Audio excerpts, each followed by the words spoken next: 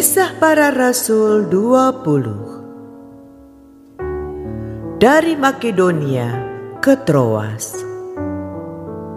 Setelah reda keributan itu, Paulus memanggil murid-murid dan menguatkan hati mereka. Dan sesudah minta diri, ia berangkat ke Makedonia. Ia menjelajah daerah itu dan dengan banyak nasihat menguatkan hati saudara-saudara di situ. Lalu tibalah ia di tanah Yunani. Sesudah 3 bulan lamanya tinggal di situ, ia hendak berlayar ke Syria. Tetapi pada waktu itu, orang-orang Yahudi bermaksud membunuh dia. Karena itu ia memutuskan untuk kembali melalui Makedonia. Ia disertai oleh Sopater anak Pirus dari Berea dan Aristarkus dan Sekundus, keduanya dari Tesalonika, dan Gaius dari Derbe, dan Timotius dan 2 orang dari Asia, yaitu Tikhikus dan Trofimus. Mereka itu berangkat lebih dahulu dan menantikan kami di Troas. Tetapi sesudah hari raya roti tidak beragi, kami berlayar dari Filipi, dan 4 hari kemudian sampailah kami di Troas dan bertemu dengan mereka. Di situ kami tinggal 7 hari lamanya. Pada hari pertama dalam minggu itu, ketika kami berkumpul untuk memecah-mecahkan roti, Paulus berbicara dengan saudara-saudara di situ, karena ia bermaksud untuk berangkat pada keesokan harinya. Pembicaraan itu berlangsung sampai tengah malam. Di ruang atas, di mana kami berkumpul, dinyalakan banyak lampu. Seorang muda bernama Eutikus duduk di jendela. Karena Paulus amat lama berbicara, orang muda itu tidak dapat menahan kantuknya.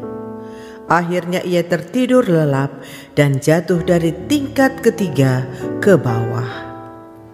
Ketika ia diangkat orang, ia sudah mati. Tetapi Paulus turun ke bawah. Ia merebahkan diri ke atas orang muda itu, mendekapnya dan berkata, "Jangan ribut, sebab ia masih hidup." Setelah kembali di ruang atas, Paulus memecah-mecahkan roti, lalu makan. Habis makan, masih lama lagi ia berbicara, sampai fajar menyingsing. Kemudian ia berangkat. Sementara itu, mereka mengantarkan orang muda itu hidup ke rumahnya, dan mereka semua merasa sangat terhibur. Dari Troas ke Miletus. Kami berangkat lebih dahulu ke kapal dan berlayar ke Asos, dengan maksud untuk menjemput Paulus di situ sesuai dengan pesannya, sebab ia sendiri mau berjalan kaki melalui darat. Ketika ia bertemu dengan kami di Asos, kami membawanya ke kapal, lalu melanjutkan pelayaran kami ke Mitilene.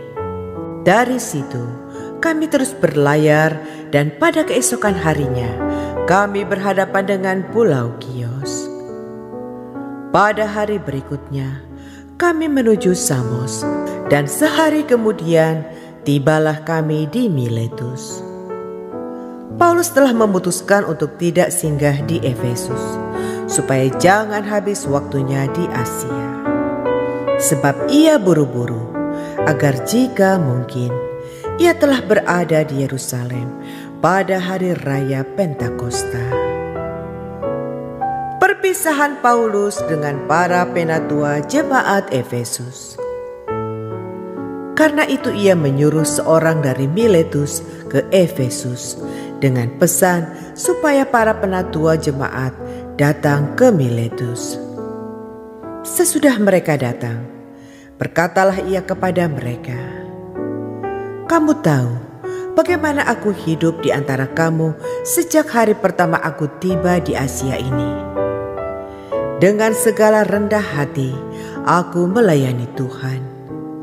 Dalam pelayanan itu, aku banyak mencucurkan air mata dan banyak mengalami pencobaan dari pihak orang Yahudi yang mau membunuh aku.